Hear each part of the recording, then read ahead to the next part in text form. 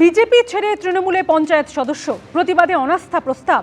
তৃণমূলের পঞ্চায়েত প্রধান সহ 11 জনের বিরুদ্ধে বিজেপির অনাস্থা। শুক্রবারই দলবদল করে তৃণমূলে বিজেপির এক পঞ্চায়েত সদস্য। তারপরেই দুর্নীতি, স্বেচ্ছাচারিতার অভিযোগে অনাস্থা প্রস্তাব বিজেপি। একাধিক অভিযোগ বিজেপি, যদিও তা মানতে নারাজ তৃণমূলের পঞ্চায়েত প্রধান। সংখ্যাগরিষ্ঠতা থাকা সত্ত্বেও আমরা বিজেপি সমর্থিত সংরক্ষিত আসনের জয় দীপালি দাসকে আমরা প্রধান হিসাবে মেনে নেয়। কিন্তু দীর্ঘদিন ধরে উনি পঞ্চায়েতে যেভাবে পঞ্চায়েতের আইনকে তোয়াক্কা না করে উনি ওনার মর্জি মতো কাজকাম করছে, সেই মোতাবেক আমরা আজকের ওনার বিরুদ্ধে আমরা অনাস্থা নিয়ে আসলাম, যাতে আগামী দিনে আমাদের পঞ্চায়েত সচলভাবে আমরা চালাতে পারি। সেই অনুযায়ী আমরা বিডিও সাহেবের কাছে আজকে অনাস্থাপত্র জমা করলাম। কতজন সই করলেন? আমরা 11 জন সদস্য মিলে অনাস্থা প্রস্তাবে সই করেছি। আমি বলি, উনি তো আমার দলে ছিলেন, আমার দল থেকে উনি টিকিট পেয়ে জিতে এসেছেন, আমাকে দল থেকে প্রধান করানো হয়েছে।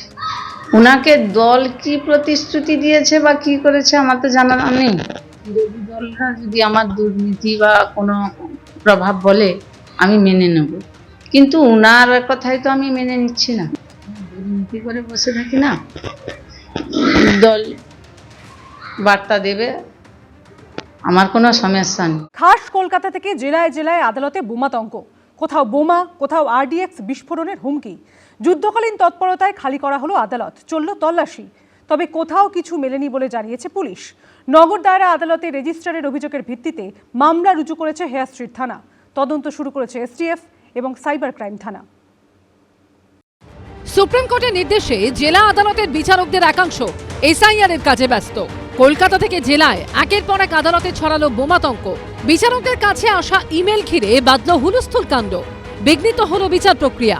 পুলিশ সূত্রে খবর, মঙ্গলবার দুপুরে এরকম ইমেল আসে নগর দায়রা ও ব্যাংশাল আদালতে। খবর পেয়ে ঘটনাস্থলে যায় পুলিশ বম্ব স্কোয়াড। খালি করে দেওয়া হয় আদালত চত্বর। আমরা দেখলাম সব জায়গায় সার্চ করলো, ওদের BDS team, bomb disposal squad team সব সার্চ করে যেটা শুনতে পারলাম যে কিছু পাওয়া যায়নি। কোর্টও চলছে, যেখানে যেখানে কাজ চলছিল, যে জজ সাহেবগুলো, যারা অন্যান্য জজ সাহেবরা চার্জে আছেন তারা সবাই কাজ করেছেন। দেখা গেল যে সার্চ করে কিছু পাওয়া গেল না। আমরা সবসময় প্রস্তুত আছি। We will take all steps to ensure that all our people in the state সব সুস্থ থাকুক আর সেফ থাকুক, এটা আমাদের সবসময় চেষ্টা থাকে। ইমেল ঘিরে বোমাতঙ্ক ছড়াতে শুরু করে একের পর এক জেলার আদালত চত্বরে। আতঙ্কে আসানসোল আদালতের কোর্টরুম ছেড়ে বেরিয়ে পড়েন আইনজীবীরা। স্নিফার ডগ নিয়ে তল্লাশি শুরু করে পুলিশ। একই কারণে খালি করা হয় দুর্গাপুর আদালতও। 11:30টার সময় চিঠিটা এসছে আমাদের কাছে যে এখানে কোনো একটা অর্গানাইজেশন যারা বলছে যে আমাদের কাজটাকে ডিস্টার্ব করার জন্য এখানে নাকি অলরেডি কিছু এক্সপ্লোসিভ ওরা প্ল্যান করে রেখেছে। আমি অ্যাজ এ ডিস্ট্রিক্ট জাজ সবার সেফটি সিকিউরিটির জন্য একটু কোর্ট প্রেমিসেসটাকে ফাঁকা করেছি, যাতে করে বোম স্কোয়াড এবং যারা আছে স্নিপার ডগ তারা যেন এটা প্রেমিসেসটাকে ভালো করে সার্চ করতে পারে। এই জন্য আমি সবার একটু কোঅপারেশন চেয়েছি। হুমকি ইমেল ঘিরে বহরমপুরে বোমাতঙ্ক দেখা দেয় জেলা দেওয়ানি ও দায়রা আদালতে। হুগলির চুঁচুড়া আদালতে বিচারকের কাছে আসা ইমেলে হুমকি দেওয়া হয় খানিকক্ষণ বাদেই RDX বিস্ফোরণ ঘটবে।